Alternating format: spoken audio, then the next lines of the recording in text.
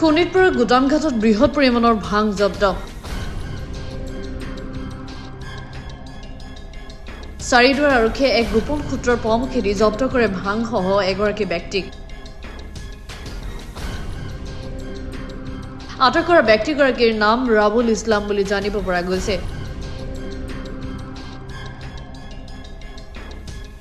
ৰাবুল ইছলামৰ বাসগৃহত চাৰিদুৱাৰ আৰক্ষীয়ে অভিযান চলাই জব্দ কৰে ভাংখিনি।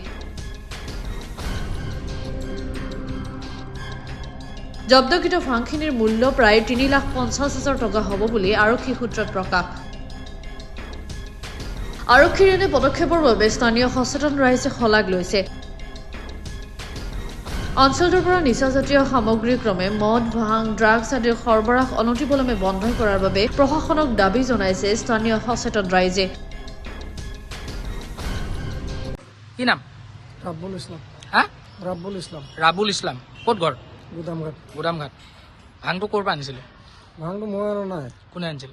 এই দেউতাই অলপ চলপ খায়, মই বজাৰ কৰোঁ। কিমান আছিল মাল? এইটো জুখিছে ক'ব পাৰোঁ, হা? 6 কেজি। 6 কেজি। ইমান ভাং দেউতাই খায়? মইতো ক'ব নোৱাৰোঁ, মই ৰাতি ঘৰৰ বজাৰৰ পৰা ঘৰত গৈছোঁ, গৈ পেলাই শুইছোঁ 11টা বজাত। বালিপাৰাৰ পৰা দিলীপ চৰকাৰ ৰিপৰ্ট, গ্ল'বেল এনি 24x7।